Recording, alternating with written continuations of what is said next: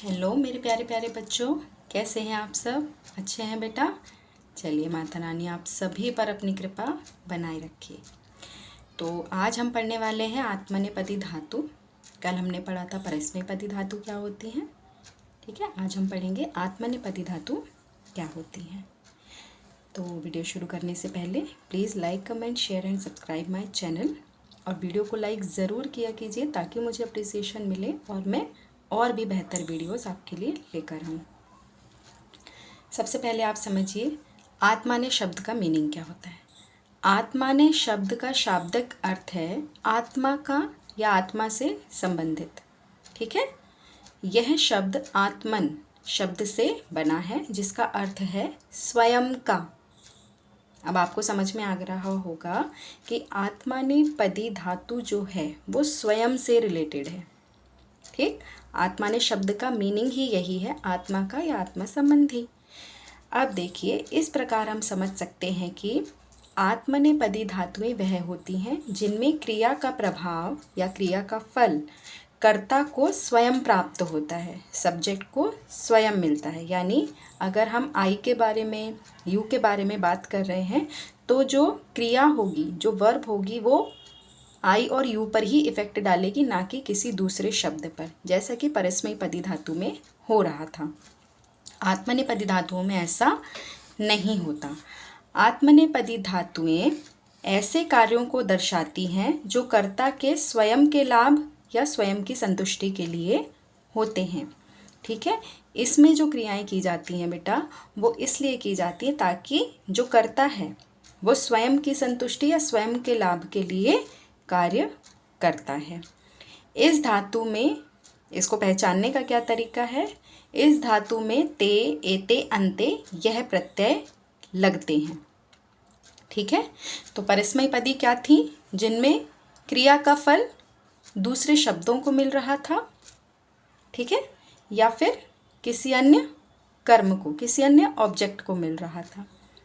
लेकिन आत्मनेपदी में ऐसा नहीं होता है। आत्मनेपदी धातु में ये होता है कि क्रिया का फल कर्ता को स्वयं प्राप्त होता है। ठीक है, इसमें जो भी धातुएं आएंगी और उसमें जो कार्य दर्शाए जाएंगे वो कर्ता के स्वयं के लाभ के लिए होंगे, स्वयं की संतुष्टि के लिए होंगे। ठीक है बच्चे, आया आपको समझ में? गुड। तो चलिए अब उदाहरण भी आपको देती हूँ मैं। सेव यानी सेवा करना। रामः गुरुं सेवते, राम गुरु की सेवा करता है। ठीक, तो यहाँ सेवा जो है वो कौन कर रहा है? राम स्वयं कर रहा है। तो सेवा की जो क्रिया हो रही है वो किसके द्वारा की जा रही है? राम के द्वारा, है ना। तो क्रिया का प्रभाव भी राम पर ही पड़ रहा है और राम यहाँ पर क्या है? हमारा कर्ता है। ठीक, सब्जेक्ट है।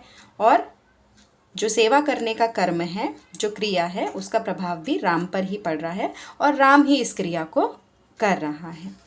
आया आपको समझ में? Very good. एक उदाहरण और देख लीजिए। रामः धनम लभते, राम धन प्राप्त करता है। यहाँ भी राम करता है और धन की प्राप्ति राम को ही हो रही है। अगर राम धन प्राप्त करेगा तो अपने लिए ही करेगा, है ना। धन किसको मिलेगा? राम को ही मिलेगा। और धन प्राप्त करने के लिए जो क्रिया होगी वो भी राम के द्वारा ही की जाएगी, किसी अन्य के द्वारा तो नहीं की जाएगी। अगर कोई अन्य करेगा तो धन उसको मिलेगा, है ना। तो यहाँ पे सब्जेक्ट है राम और राम ही क्रिया कर रहा है धन प्राप्त करने की। तो यहाँ सीधा सीधा क्रिया का प्रभाव किस पे पड़ रहा है बेटा? राम पर पड़ रहा है। तो ये है आत्मनेपदी धातु। अब आया आपको समझ में? दोनों चीज़ें आई विश आपको क्लियर हो गई होंगी, आत्मनेपदी धातुएं भी और परस्मैपदी धातुएं भी। ठीक है बेटा, छोटी सी चीज़ है, ज़्यादा आपको दिमाग पे जोर डालने की भी आवश्यकता नहीं है। बस इतना याद रखिए, परस्मैपदी दूसरों के लिए, आत्मनेपदी स्वयं के लिए। बस दैट्स इट। इतनी छोटी सी चीज़ है और कुछ बड़ा कहना चाहिए, बहुत बड़ी हवा नहीं है है ना। छोटी सी चीज़ है, अपने जहन में बिठा लीजिए अच्छे तरीके से आप लोग, ये आपको आगे तक याद रहेगा। तो आज के वीडियो में तो इतना ही। अब मैं अगली वीडियो में आपको बताऊंगी उभयपदी धातुएं कौन सी होती हैं। ठीक है बेटा जी। चलिए तब तक के लिए अपना ध्यान रखिए, अपनी मम्मा का ध्यान रखिए, स्वस्थ रहें, व्यस्त रहें, मस्त रहें। बाय बेटा, टेक केयर ऑफ़ योरसेल्फ।